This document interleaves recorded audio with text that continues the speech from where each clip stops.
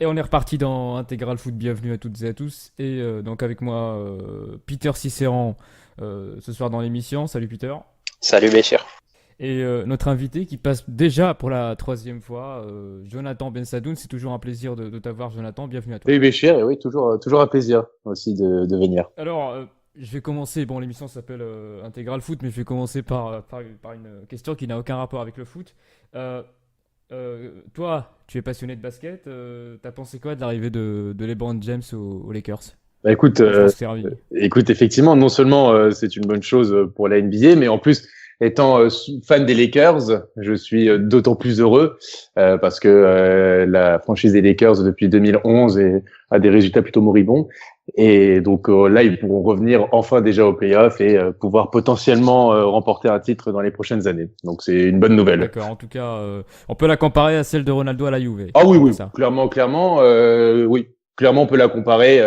On parle du meilleur joueur du monde actuel et un des meilleurs joueurs de l'histoire, en tout cas dans le top 5 des meilleurs joueurs de l'histoire de la NBA, même si à Los Angeles, et pour être un fan des Lakers, donc je sais de quoi je parle, il ne sera jamais au-dessus de Kobe Bryant.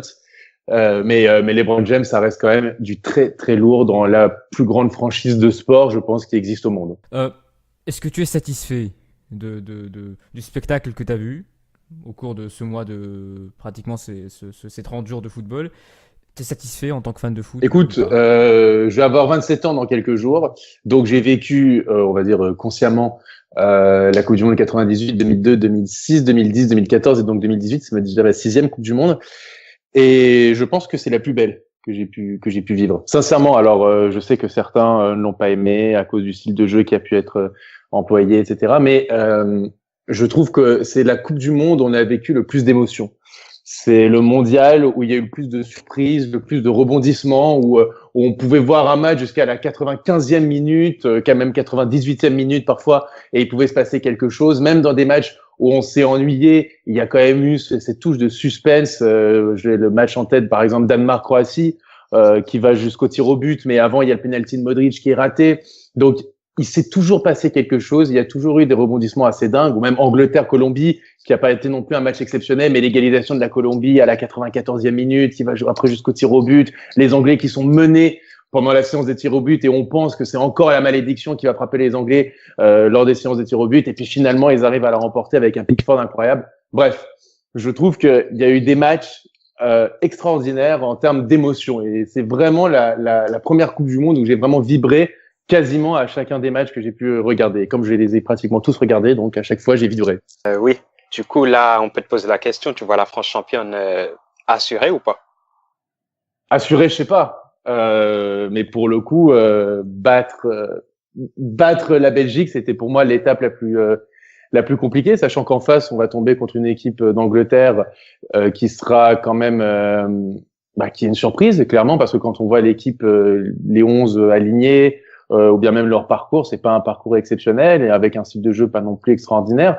Donc ils faisaient même pas partie des outsiders au début de la compétition, ou bien la Croatie qui a, comme souvent dans les grandes compétitions, montré beaucoup de qualité sur les premiers tours, et puis finalement le soufflet il est un peu retombé, et ils ont dû s'arracher au tir au but face au Danemark, ou encore face à la Russie, et en plus d'avoir peut-être une qualité de jeu qui sera moindre, ils seront, je pense aussi, beaucoup plus éprouvés physiquement que l'équipe de France, sachant que le gros point fort de cette équipe de France, c'est leur physique. Ils sont impressionnants, je trouve.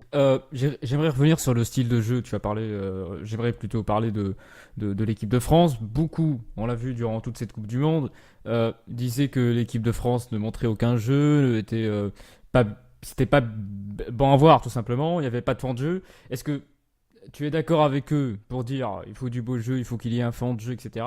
Ou tu es d'accord avec, on va dire, la stratégie d'idée des champs, c'est le plus important, c'est le Je suis résultat. extrêmement partagé en fait, parce que je trouve que, par exemple, cette Coupe du Monde ne ressemble en rien à l'Euro qu'on a pu faire.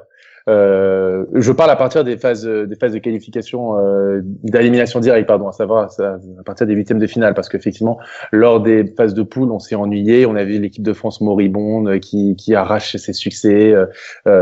C'était même, je vais dire, les matchs de poule, c'est les plus ennuyeux, c'était ceux de l'équipe de France. Donc, c'était quand même assez dur à l'encaisser, mais c'était le cas. Depuis les phases d'élimination, je trouve que cette équipe de France joue de manière intelligente. Elle s'adapte à son adversaire. C'est-à-dire qu'on a contre l'Argentine, on a compris quel était le point faible de l'Argentine, c'était sa défense et jouer rapidement en contre-attaque. Et c'est ce qu'on a fait et on a vécu des émotions assez folles. Pour moi, en tout cas, c'était mes premières émotions avec l'équipe de France depuis 2013 avec le match contre l'Ukraine. Donc, c'est dire à quel point ça remonte. En quart de finale aussi, je trouve qu'on a maîtrisé le match. Et je pense que c'était l'adversaire le plus compliqué qu'on pouvait rencontrer, l'Uruguay, parce que c'est un style de jeu qui pouvait vraiment nous contrarier. En plus, ils étaient sur une bonne dynamique. Certes, il manquait Cavani, mais j'avais vraiment peur face à l'Uruguay. Finalement, on a maîtrisé notre match, on a imposé notre tempo, et ça a marché. Et hier, face à la Belgique, on a décidé de subir et de jouer en contre-attaque. Ça m'a fait un peu penser à ce que peut faire l'Atlético Madrid. C'est un style de jeu. Après, je suis peut-être pas le plus grand fan, mais en tout cas, je trouve qu'il y a un vrai style qui se dégage de cette équipe de France, à contrario de ce qu'on a pu voir lors de l'Euro, où à l'Euro, je trouve qu'on bénéficiait quand même de circonstances assez avantageuses pour nous, pour l'équipe de France, contre l'Allemagne où il manque peut-être 6 titulaires, en quart de finale on joue contre l'Islande, c'est l'Islande, hein, faut pas rêver. En huitième de finale on joue contre l'Irlande et on est mené à la mi-temps et ça reste que l'Irlande, donc et même le match contre le Portugal où c'est un match quand même qui n'est pas beau à voir. Donc je trouve que là cette équipe elle a une véritable âme, que Deschamps est en mission de remporter la Coupe du Monde. Et c'est pas que j'aime bien la manière dont il le fait, mais en tout cas, je suis pas déçu. Depuis les phases d'élimination directe, je ne suis pas déçu par l'équipe de France. À aucun des matchs, j'ai été déçu par eux. Justement, cette équipe qui a plus de certitude, t'as dit, il y a moins elle a moins de faits de jeu. Est-ce que ce serait pas l'équipe que Deschamps voulait construire depuis le début, depuis qu'il a récupéré la sélection? Est-ce qu'il n'y est pas enfin arrivé et maintenant faudrait le laisser bosser, juste le laisser en place? Pour le coup, il a quand même une génération assez exceptionnelle. Deschamps, il a de l'or dans les mains.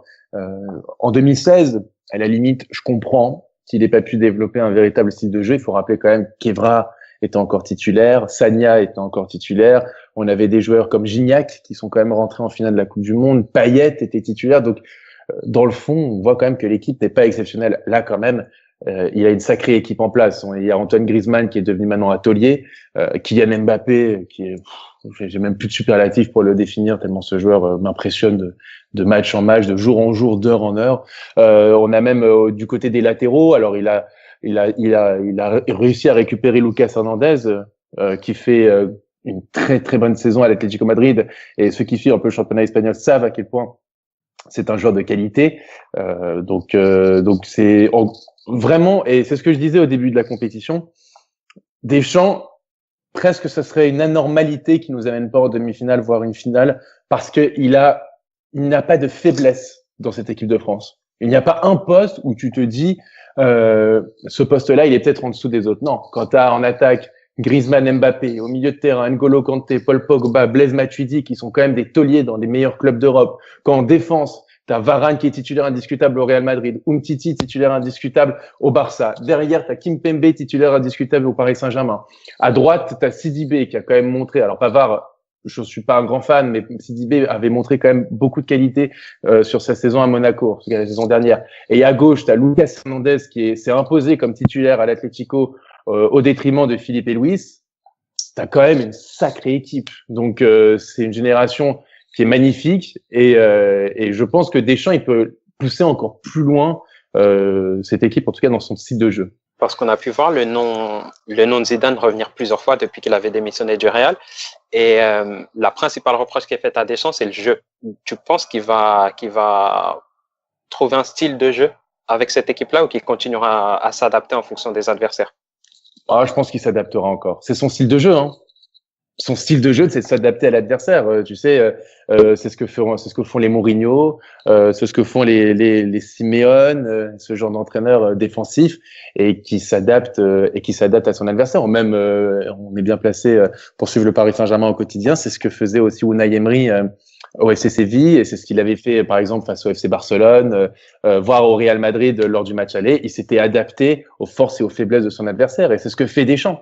Peut-être dans un style un peu moins académique, mais en tout cas, le style Deschamps, c'est de s'adapter à son adversaire et plutôt primer la défense plutôt que l'attaque. J'aimerais revenir sur deux sujets, mais c'est pratiquement les mêmes. Le premier, c'est les équipes africaines, alors qui ont été éliminées, 5 équipes, les 5 éliminées, personne n'est passé. Alors là, c'est pire. Euh, Comment tu expliques ça, toi, Écoute, selon on toi? pourrait en parler des heures, parce que moi, dans mes études, j'avais fait un travail, une recherche sur, en fait, justement, sur les binationaux. Les binationaux dans le football. Et j'avais été accompagné d'un sociologue du sport extrêmement connu en France, Stéphane Baud, et j'avais pu enquêter, voir dans des clubs de foot, parler à des spécialistes algériens, du foot algérien ou bien foot marocain, etc. Et tous sont unanimes pour dire que de toute façon, avec le contexte de binationaux, aujourd'hui, on court tout droit vers la mort du foot africain. Parce que aujourd'hui, quand on voit, par exemple, je crois que c'était l'équipe du Maroc, 19 de ces 23 joueurs étaient des joueurs français. Et le souci, c'est qu'aujourd'hui, évidemment que le joueur français d'origine marocaine, s'il est appelé par la France, il va bien évidemment choisir la France plutôt que l'équipe du Maroc. Donc, on a du deuxième, voire du troisième couteau de la formation française, sachant que la formation française, en termes de jeu, ce n'est pas la plus spectaculaire. Donc, on a des équipes africaines qui sont stéréotypées à la française, mais en plus des troisièmes couteaux des joueurs français. Et aussi avec l'Algérie, c'est ce qu'on avait vu avec Riyad Boudbouz, qui en 2010 avait attendu, pour la Coupe du Monde 2010, avait attendu au dernier moment, je crois, quelques semaines avant la liste pour la Coupe du Monde. Il avait décidé de choisir effectivement la nationalité algérienne parce qu'il avait vu que c'était impossible d'aller en équipe de France. Et c'est, si je dis pas de bêtises, je crois que c'est Madjer qui disait ça et qui disait que de toute façon, aujourd'hui, il n'y a plus ce style africain, le style algérien qu'il y avait, c'est-à-dire des joueurs assez rapides, assez techniques, un peu faux follets, ça partait dans tous les sens. Et aujourd'hui, ça n'existe plus parce que on a des joueurs français qui viennent dans des sélections, dans des pays qui peut-être ils ont quasiment jamais mis les pieds, donc ils ne connaissent pas la culture du pays, ils ne connaissent pas leur culture du football parce que eux ils rapportent une culture du football qui est étrangère. Donc le problème c'est qu'aujourd'hui on n'a plus cette particularité qu'on pouvait voir dans les années 80, 90 de ces équipes nationales africaines. On voyait le Nigeria de JJ Okocha, de Taribo West qui était assez spectaculaire. Et on avait le Cameroun de Roger Mila, de Patrick Mboma qui avait aussi son style bien à lui. Les équipes maghrébines qui aussi étaient beaucoup plus basées sur de la technique et de la vitesse.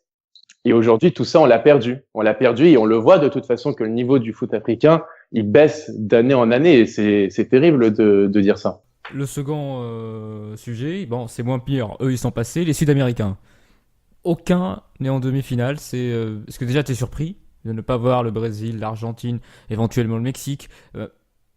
Comment tu expliques aussi ça, que personne n'a réussi à passer les quarts de finale? Après, je pense que c'est une question de Coupe du Monde parce qu'il y a 4 ans, il faut se rappeler qu'il y avait le Brésil et l'Argentine en demi-finale, il y avait le Costa Rica. Alors certes, c'est l'Amérique centrale, mais on peut considérer que c'est quand même sur le même continent. Donc il y avait le Costa Rica, il y avait la Colombie qui était aussi en quart de finale. Donc je pense que c'est juste, c'est une passade. C'est une passade parce qu'on l'a vu, même la Colombie, je trouve, a développé un jeu qui était intéressant. Qui a quand même une belle génération. Le Brésil, c'est quand même la surprise de cette Coupe du Monde. C'était l'archi favori avant le début de la Coupe du Monde et on le voyait en termes de jeu, en termes de joueurs même. Je le voyais. Si je disais l'équipe de France tout à l'heure, il n'y avait pas de faiblesse, mais là, non seulement au Brésil, il n'y avait pas de faiblesse, mais pour moi, il n'y avait que des forces à chaque poste. Du gardien de but, ce qui était de base un de leurs problèmes principaux, jusqu'à l'attaquant. Pour moi, il n'y avait que des forces en présence. Donc j'avoue avoir été le premier surpris. Après, l'Argentine, c'est un problème de sélectionneur. C'est parce que ils avaient les joueurs aussi pour pouvoir faire une équipe intéressante. Quand je vois que face à la France, le Sampaoli a joué avec aucun vrai neuf et avec Messi en faux neuf, sachant que quand même potentiellement, je dis pas ceux qui étaient sur la liste, mais en Argentine, en numéro 9, tu as Icardi, Higuaín, Agüero. Enfin, c'est quand même assez incroyable de jouer sans neuf quand tu as ces trois-là déjà. Donc Donc c'est une succession d'erreurs, c'est une succession de choses qui peuvent se régler avec le temps. Et de toute façon, je pense que les équipes sud-américaines reviendront en 2022. Ça, j'ai aucun doute là-dessus. Les changements qu'on peut voir dans le jeu sur cette Coupe du Monde où les équipes offensives n'y arrivent pas forcément, c'est pas forcément l'équipe la plus offensive qui gagne. Ces changements-là, est-ce qu'ils seraient pas responsables de l'élimination des équipes sud-américaines? C'est une possibilité ou il n'y a pas de lien selon toi? Après l'Espagne, par exemple, ils prônent plutôt un jeu offensif et ils se sont fait aussi sortir. L'Allemagne aussi. Mais après, je pense qu'il y a enfin, encore une fois, je pense que cette Coupe du Monde, elle est exceptionnelle parce que c'est une Coupe du Monde, c'est presque un épiphénomène, cette Coupe du Monde. C'est-à-dire que l'Espagne, il faut rappeler quand même que son sélectionneur se fait virer 2 jours avant le début de la Coupe du Monde parce qu'il signe un contrat dans le dos de la fédération avec le Real Madrid. Du côté du Brésil, tu as une équipe qui est exceptionnelle et puis qui n'assume pas la pression parce que sur aucun des matchs, on les a vraiment vus briller, les Brésiliens. Il faut se rappeler quand même que le premier match, ils font 1-1 contre la Suisse, il n'y a rien de scandaleux. Le deuxième match, ils arrachent la victoire dans le temps additionnel. Donc, ils étaient même pas assurés de finir premier. C'est fait à l'arraché tout ça.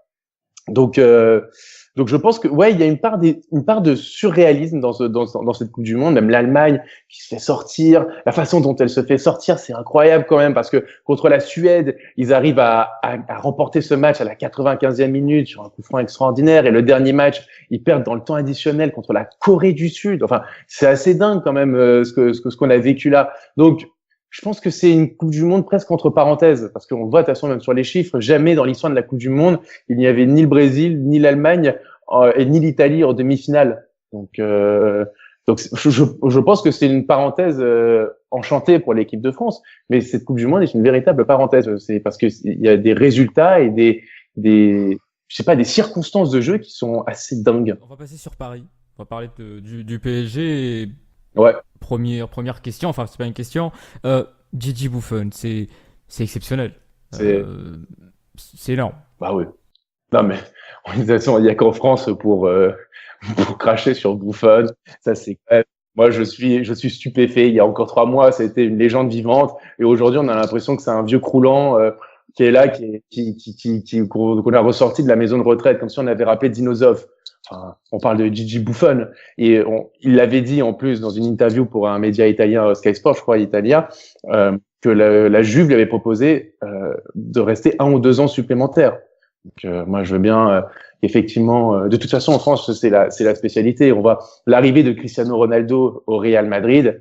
En France c'est considéré presque comme le coup du siècle. Hein. Pour certains c'était pour certains c'était le transfert du siècle. Et à l'arrivée de Neymar, on était là, tout de suite les premiers mots ont été oui, mais il faut rappeler, il est là avec son entourage, c'est un capricieux, qu'est-ce qu'il vient faire à Paris, c'est pour l'argent. Donc de toute façon, on est dans un pays où on n'est jamais vraiment satisfait. L'arrivée, je me souviens encore, Kylian Mbappé, avant son mondial, on était là à dire c'est un garçon prétentieux, il a la grosse tête, il a raté sa saison au PSG. Est-ce qu'il mérite des titulaires indiscutables en équipe de France? Bon, on voit là pendant cette Coupe du Monde que c'est un joueur hors norme. C'est un joueur extraordinaire enfin, de toute façon, vous savez, qui que ce soit arrivera au Paris Saint-Germain, il y aura toujours une pointe de critique, une pointe de mécontentement chez certains que je ne comprendrai jamais, mais bon, après tout, c'est pas grave. Restons entre nous, restons dans la Ligue 1 de 2000 à 2011 d'une médiocrité sans nom dans les coupes d'Europe. Là, parce que quand même, je rappelle juste le football français, et je pense que c'est pas que le Paris Saint-Germain n'est pas pour rien. On rappelle simplement que depuis 3 ans maintenant, le football français a enchaîné une finale de Coupe d'Europe, une finale de l'Euro, une finale de Coupe du Monde et une autre finale d'Europa League et une demi-finale deux finales d'Euro. Attends, je réfléchis parce que là je me perds dans mes calculs. Une demi-finale de Ligue des Champions, une demi-finale d'Europa League, une finale d'Europa League, une finale de l'Euro et une finale maintenant de Coupe du Monde. Donc le football français très clairement se porte très bien et je pense que le Paris Saint-Germain je sais pas. Je pense qu'il est un peu responsable là-dedans de ce renouveau du football français. Justement, ce climat médiatique un peu tendu, est-ce que ça va influencer le futur mercato du PSG? Parce qu'on sait qu'il y a des joueurs aimés, entre guillemets, des médias qui vont devoir partir, comme Areola, comme Meunier, comme Rabiot aussi peut-être. Est-ce que ça jouerait un peu sur ça? Non, je pense pas. Je pense que le PSG, ils s'en foutent, hein. Royalement, eux, ils font leur équipe, ils font leur mercato, ils essaient de cibler les postes où ça peut ne pas aller. Ils ont vu Buffon, c'est quand même une opportunité exceptionnelle, avec tout le respect que j'ai à Alphonse Areola. Mais dans le fond, Alphonse Areola, aujourd'hui, a montré qu'il n'était pas un grand gardien, que c'est un bon gardien de but, qui pourrait jouer dans des bons clubs. Je vois par exemple dans un club comme Arsenal. Je pense que dans ce genre de club, il aurait parfaitement sa place. Mais dans le Gotha européen, je ne suis pas sûr qu'Areola soit vraiment le meilleur joueur possible. Et on peut dire ça aussi d'un Thomas Meunier. Je pense que c'est un bon joueur, mais est-ce qu'on peut imaginer Thomas Meunier titulaire au Barça, au Real, à Manchester City, voire à la Juve? J'en suis pas sûr. Est-ce que même un Adrien Rabiot aujourd'hui, qui je pense a un potentiel qui est exceptionnel, et je pense que c'est un joueur qui a beaucoup de talent, mais mon impression quand je le vois, c'est que il a atteint son plafond de verre à Paris. Je pense qu'il en a marre du PSG et que de toute façon, il doit partir à l'étranger pour pouvoir exploser au très haut niveau. Donc, est-ce qu'il a, je sais pas, est-ce qu'il faut je sais pas qui pourrait lui mettre du plomb dans la tête à Paris. En tout cas, à l'étranger, j'ai ma petite idée, mais à Paris, je suis pas sûr qu'il qu'il doit vraiment continuer l'aventure, parce que il a jamais vraiment été attaché à Paris dans le fond, et il y a toujours eu des problèmes avec lui. Donc, je pense que ce serait une bonne épine à s'enlever du pied. Tu penses pas que par exemple l'arrivée d'un Buffon, c'est pour aussi encadrer un Marco Verratti, un Adrien Rabiot? On disait ça aussi pour Daniel Alves quand il est arrivé. On disait ça, on disait que ça allait être aussi un joueur qui allait remettre un peu, remettre de l'ordre dans le vestiaire, pouvoir encadrer les jeunes. Et pourtant, voilà, il y a eu des déboires, ça a continué, les polémiques ont continué à fleurir autour du Paris Saint-Germain et même au sein du vestiaire. Donc je sais pas. Je pense que de toute façon, j'ai envie de dire la génération Olivier Létang, je vais appeler ça, les joueurs qu'il a pu ramener au Paris Saint-Germain ou bien les mettre en équipe première, je pense qu'elle doit partir parce que elle coïncide avec une période, je trouve, qui n'était pas la meilleure période du PSG, la période de Laurent Blanc, avec la fin d'Ibrahimovic, les arrivées Serge Aurier, Kurzawa, Stambouli, tous ces joueurs-là, la plupart sont partis, et heureusement, et je pense qu'il faut, entre guillemets, terminer le ménage. Donc, tu penses que Thomas Tuchel va faire le ménage aussi? Donc, pour réellement commencer, selon toi, un nouveau chapitre, il faut dégager. Oui. Bah après, il faut lui donner le pouvoir, hein. Il faut lui donner les clés du camion. On sait bien que Thomas Tuchel, c'est un jeune entraîneur qui a encore moins de légitimité d'un point de vue médiatique, on va dire, qu'un Unai Emery. Unai Emery, rappelons quand même qu'il arrive au Paris Saint-Germain avec 3 Europa League de suite. Thomas Tuchel, il arrive avec une Coupe d'Allemagne. Donc c'est-à-dire que d'un point de vue légitimité, c'est compliqué.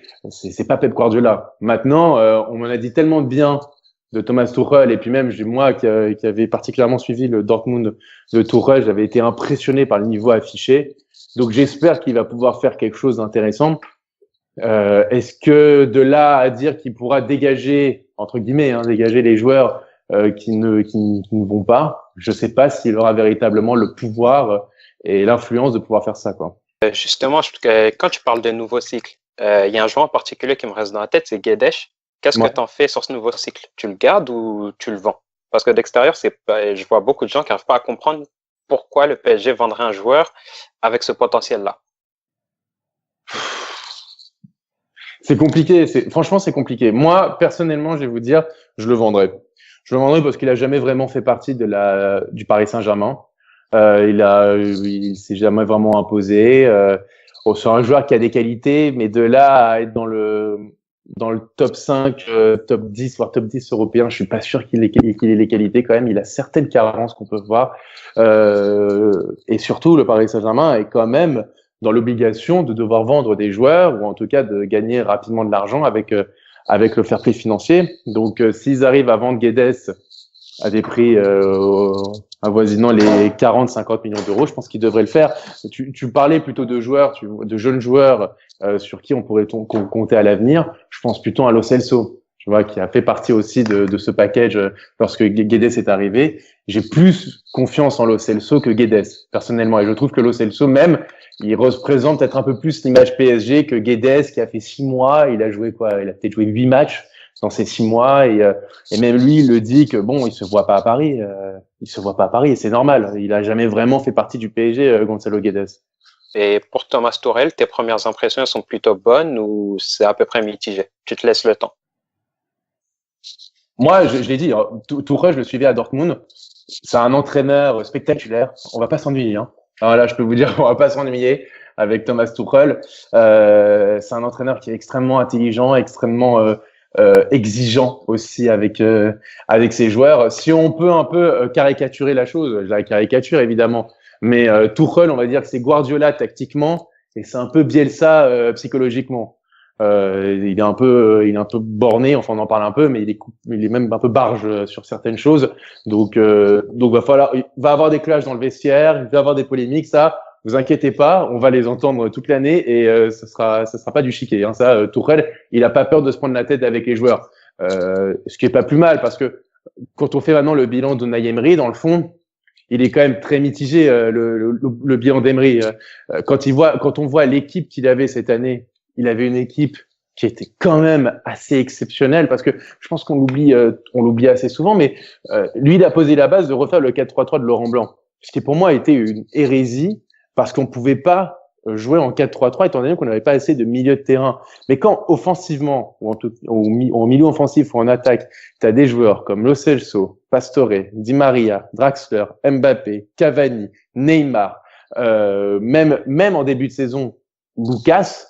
Quand tu as autant de joueurs à vocation offensive, c'est anormal de ne pas t'adapter par rapport à ton effectif. Et il l'a pas fait. Et c'est pour ça que Paris n'a pas vraiment pu passer de cap, clairement. Parce que est-ce que Emery a fait passer un cap au PSG? Je crois pas. Est-ce qu'on a véritablement vu une patte Emery pendant ces 2 ans? Je crois pas. Qu'est-ce qu'on va retenir de lui? Effectivement, le match aller contre le Barça, extraordinaire 4-0, mais qui est contrasté par cette humiliation 6-1 où il a sa part de responsabilité, évidemment. Donc ouais, Tuchel, j'y crois. Maintenant, il va falloir qu'il s'impose. C'est ça la chose essentielle. Mais est-ce qu'Emery n'a pas été aidé que ce soit par la pression médiatique ou par éventuellement, et entre parenthèses, certains de ses dirigeants? Est-ce que tu penses pas que ça a aussi pesé?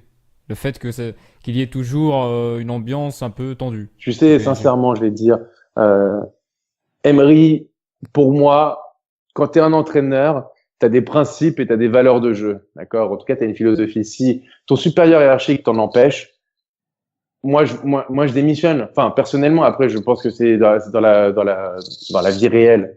J'ai envie de dire, c'est plus compliqué à le faire. Mais pour le coup, Emery, il aurait pu largement dire, OK, vous me donnez pas les clés, j'ai aucune responsabilité, je peux pas décider de ci, ça. OK, pas de problème. Bah, messieurs, vous ferez ça sans moi. Et puis il aurait sorti grandi de cette expérience, voire gagnant. Peut-être que les dirigeants auraient pu céder les choses, ou bien même il aurait pu montrer les certaines failles qu'il peut avoir au PSG. Mais pour le coup, Emery, ça a été un accompagnateur qui s'est quand même pris 5 buts, si on compte le match aller et retour, contre le Real Madrid. Et avec la force offensive qu'il pouvait avoir, il n'en a marqué qu'un seul. Quand tu vois le talent de Kylian Mbappé, qu'il le prouve dans cette Coupe du Monde, il l'a, par exemple, bridé. Je trouve qu'il l'a bridé, Kylian Mbappé, parce que le Mbappé que je vois dans cette Coupe du Monde, je l'ai pas beaucoup vu comme ça en Ligue 1 cette saison. Même un Cavani. Cavani, quand je le vois avec l'Uruguay, le côté technique qu'il peut dégager de ce joueur, le fait de réussir à être cette espèce de transition qu'il a pu être entre les milieux de terrain et l'attaque, les 2 buts qu'il marque contre le Portugal en 8e de finale. Bah, j'ai pas beaucoup vu Cavani comme ça cette saison, par exemple. Et je pense qu'Emery, pour moi, Emery, il a une part de responsabilité là-dedans, ouais, clairement. Et pourtant, j'ai défendu, hein. Vous voyez, vraiment, pour le coup, je me suis dit, on verra. Moi, de toute façon, moi, je juge sur la Ligue des Champions, je juge sur les gros matchs parce que c'est que ça, on peut juger. Et ben, force est de constater sur les gros matchs en Ligue des Champions, c'était quoi? C'est une défaite 3-1 contre le Bayern en phase de poule. C'est une défaite 3-1 à Madrid. C'est une défaite 2-1 au Parc des Princes. Et c'est surtout, peut-être la plus grosse défaite, la plus grosse humiliation de l'histoire du Paris Saint-Germain, 6-1 au Camp Nou. Donc le bilan d'Emery, je suis désolé, il est pas bon. Il est pas bon. Il est très mitigé. On pourrait continuer sur Emery, mais avant, je voudrais revenir sur un joueur en particulier, c'est Rabiot. Ouais. On voit ce qui se passe autour de lui actuellement. Et comment le club devrait gérer ça, selon toi? Accepter sa prolongation de contrat, lui donner ce qu'il demande, ou aller dans le punir et peut-être aller dans l'extrême en le mettant en tribune toute la saison? Non, c'est trop compliqué de faire ça parce qu'il est en fin de contrat l'année prochaine. Et c'est ça le problème. C'est que soit ils doivent le vendre aujourd'hui à un prix tout à fait convenable, aux alentours de 60 millions d'euros, soit il faut le prolonger, le vendre, soit le prolonger et tu le gardes, mais tu peux pas faire ça. C'est impossible. Et puis même aujourd'hui, en termes de milieu de terrain, t'as quand même pas grand-chose au PSG. T'as Lassana Diarra, t'as Verratti, t'as Rabiot et t'as Lo Celso. Et allez, on va mettre Adli, mais Adli c'est encore un gamin, donc on va pas compter sur lui cette année. Donc je trouve que c'est très light et le cas Rabiot, je sais en tout cas de sources en interne au Paris Saint-Germain, c'est un véritable casse-tête pour les dirigeants. C'est un casse-tête. Selon toi, le PSG pourrait réussir à en tirer 60 millions? Je pense que ça fait un peu beaucoup. Tu penses, sincèrement, quand tu vois les prix du marché, tu vois Milinkovic-Savic, il coûte 150 millions d'euros. Enfin, sincèrement, quand je vois le niveau de Rabiot dans les gros matchs, Rabiot, on peut le critiquer, hein, et je suis le premier à le faire. Mais dans les gros matchs, dans 90% des gros matchs, il est toujours là. Il avait marqué il y a 2 ans contre Manchester City. Il avait marqué en huitième de finale contre Chelsea. Il avait fait une rentrée, je me rappelle, au Bernabéu face au Real exceptionnelle. L'année dernière contre le Barça, il fait le 4-0, c'est peut-être le meilleur de ce match. Même au Bernabéu cette année, il est quand même l'un des meilleurs de ce match avec Marco Verratti. Donc Rabiot, on peut pas lui enlever qu'à seulement 21 ou 22 ans, il a engrangé quand même pas mal d'expérience des gros matchs. Quand tu compares ça à parfois les prix du marché qui peuvent être pratiqués, franchement pour moi, on est dans les 60 millions d'euros facile. Hein. Si en tout cas on l'achète on le vend pour moins que ça, Paris fait pas une bonne affaire. Mais je parlais pas tant du niveau, mais plus du fait qu'il lui reste une année de contrat et que de l'extérieur, les clubs voient qu'il est à peu près en conflit avec le PSG. Il pourrait se servir de ça pour faire baisser le prix, justement. Ouais, c'est vrai, faut voir. Mais ouais, c'est pour ça que je mets 60 millions d'euros parce qu'il lui reste qu'une année de contrat. Parce que s'il lui restait plusieurs, je pense que Paris, on pourrait même en se tirer davantage, hein, pour le coup. Vous parlez des prix, mais aujourd'hui, si moi je suis un club, un joueur moyen, ça vaut combien? Ça dépend ce que tu appelles moyen. Pastore, il est parti pour 25 millions, hein, et c'est pas considéré comme un joueur moyen. Donc aujourd'hui, c'est quand même très particulier. Et à contrario, Berchiche, qui est pour moi un joueur moyen, est parti pour le même prix. Donc tu vois, c'est assez dingue. Et puis même, j'en parlais il y a une minute de cela, Milinkovic-Savic, qui est un joueur que vraiment que j'admire, mais enfin, on parle de prix aux alentours de 100, 120, 150 millions d'euros, c'est de la folie. C'est de la folie. Donc aujourd'hui, les prix, même un Lukaku qui a coûté 80 millions d'euros plus Wayne Rooney à Manchester United, c'est de la folie furieuse. Donc aujourd'hui, je pourrais même plus te dire quel prix, quel joueur à quel prix, parce que un Neymar, par exemple, je pense que tout supporter du PSG, si Neymar doit partir, tu le vends pas à moins de 400 millions. Alors, ce qui est assez fou de se dire ça, parce qu'il y a 3 ans, on n'aurait jamais pu sortir ça, mais pourtant, c'est la réalité du marché. Est-ce que d'ici, d'ici 2022, la prochaine Coupe du Monde, pour toi, est-ce qu'aujourd'hui un transfert à 150 millions à ce moment-là serait un truc normal? Non, c'est déjà devenu normal, hein. C'est déjà devenu normal. Dès que t'as un peu de talent, dès que t'es un bon petit joueur, t'es vendu aux alentours de 100 millions. Enfin, Cristiano Ronaldo a été vendu 100 millions d'euros. Ils ont gagné de l'argent, le Real Madrid, par rapport à son premier transfert, sachant qu'il va avoir 34 ans au mois de février. Alors, c'est Cristiano Ronaldo, hein. Je dis pas le contraire. Mais 100 millions d'euros. Et sans les bonus, parce que je crois que d'après ce que j'ai lu d'Italie, ça peut monter jusqu'à 125 millions d'euros. Enfin, c'est quand même dingue pour un joueur de 33 ans. Donc oui, pour moi, la centaine de millions d'euros, c'est devenu presque quelque chose de normal, hein, aujourd'hui. Il y a plus ce tabou-là. Je pense que le tabou de la centaine de millions d'euros a été franchi avec le transfert de Paul Pogba. Pogba a été acheté 105, 110 millions d'euros. les dirigeants n'ont plus eu peur après de mettre autant d'argent. Et je me souviens à ce moment-là, c'était vraiment, enfin tout le monde en parlait, c'était le record. Mais aujourd'hui, clairement, tu as complètement, tu as complètement raison. Je suis totalement d'accord avec toi. Juste pour conclure, si tu devais recruter 3 joueurs au PSG cet été, tu recruterais qui? Pouf, mais avec quel budget? Parce que ça dépend aussi. Parce que je te dirais, par exemple, si j'avais la carte platine, je te dirais Milinkovic-Savic, tu vois. Bon, voilà. Donc, Non. Dans l'élan qui circule, par exemple Guerrero, Alexandro, N'Golo Kanté, etc., dans ce qui est en train de circuler aujourd'hui dans les médias. et, bah oui, N'Golo quand même, c'est quand même, il impressionne de match en match. Après, il faut voir s'il sera adapté. Il pourrait s'adapter aussi du PSG, mais c'est un joueur de ce style-là qui nous manque. Je pense qu'il nous manque aussi un arrière gauche. Alors effectivement, on a l'impression que ça sera Alexandro. En tout cas, Guerrero c'est le choix de Tuchel et Alexandro c'est le choix d'Antero Henrique, mais je pense que ce sera Antero Henrique qui gagnera la partie. Et puis je suis partagé entre soit un autre défenseur central qui permettrait au Paris Saint-Germain de jouer avec une défense à 3. Je pense que l'avenir du football passe par là, par la défense à 3. Ouais, ouais, voilà. Après, les échos divergent pour les deux joueurs. Je sais que j'ai différents échos comme quoi Boateng, c'est bon, on est proche d'un accord avec le joueur et que les négociations se passent bien avec le Bayern. Et de l'autre côté, j'ai eu tout à l'heure comme info que Bonucci, ça pourrait presque être officiel la semaine prochaine. Donc pour le coup, excuse-moi de te couper, mais est-ce que ça n'annoncerait pas un départ dans la charnière défensive parisienne? Ça. si on veut jouer à 3 défenseurs, non.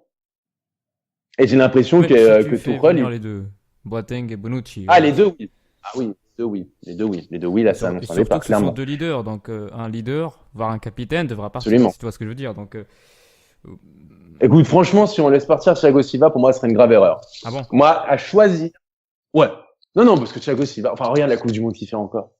Ce mec-là, il est monstrueux, quoi. Enfin, je suis désolé, je trouve qu'on l'a trop critiqué. Thiago Silva, il fait une Coupe du Monde, il est exceptionnel. Contre le Real, au match retour, je suis désolé, c'est le seul qui est bon, qui est seul Il a qui est fait bon. 100 ans déjà, pratiquement 7 ans maintenant depuis le début du projet. Ouais, je sais pas. Moi, franchement, à choisir, si je dois choisir un joueur, je préférerais me séparer de Marquinhos. Ah bon? Personnellement, depuis qu'il est titulaire, depuis le départ de David Luiz, est-ce que tu sens que Marquinhos a passé un cap? Sincèrement, moi, non, personnellement. Moi, personnellement, j'ai toujours une certaine sympathie pour Thiago Silva parce que je trouve que ça reste quand même un défenseur exceptionnel. Et quand je vois Marquinhos aujourd'hui, sincèrement, sur la saison qu'on a pu voir, je trouve presque que Kimpembe lui est passé devant en termes de niveau, en termes même de leadership, en termes même de ce qu'il peut dégager sur le terrain. Enfin, tu vois, franchement, contre le Real, par exemple, au Bernabéu, je trouve que Kimpembe m'avait fait une plus forte impression que Marquinhos.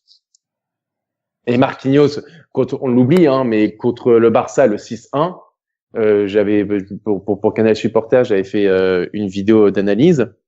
Je crois qu'il est responsable indirect ou direct sur 4 des 6 buts. Hein. Il est oublié parce que voilà, on préfère plutôt se concentrer sur Thiago Silva qui est une chialeuse ou je ne sais autre raison. Mais Marquinhos, si vous voyez bien, il est directement ou indirectement responsable de 4 des 6 buts. Je trouve ça énorme, moi. Et c'est bizarre que peu de personnes en aient parlé. Donc voilà. Donc moi, à choisir, je préférerais me séparer de Marquinhos et en plus de ça, hein, comme ça nous permettrait de récupérer de l'argent dans le cadre du fair play financier. En tout cas, on relancera ces discussions en septembre à la fin du mercato. Qu'est-ce qu'on peut te souhaiter pour la suite? Déjà, on te trouve où là sur quel média et que peut-on te souhaiter pour la suite? Et là, je suis encore chez Canal Supporter. Je vadrouille dans quelques médias aussi là pour la Coupe du Monde, mais Le média principal, on va dire, dans lequel je travaille actuellement, c'est Canal Supporter. Dès la rentrée, en plus sur Canal Supporter, il y a pas mal de choses qui vont arriver, pas mal de projets. On va relancer certaines choses, donc on sera plus actif que jamais. Donc ça va être bien. On a eu l'année dernière, je suis arrivé l'année dernière. On va parler comme les clubs de foot, une année de transition. Et là, cette année, on va relancer sur des choses, des choses qui sont sympas à suivre en tout cas. En tout cas, on te souhaite le meilleur. Merci beaucoup, Jonathan. C'était un plaisir. À toi, Béchia. Merci, Peter. Merci, Jonathan. Merci beaucoup, Peter aussi. Merci. Peter. Et quant à nous, on se retrouve demain.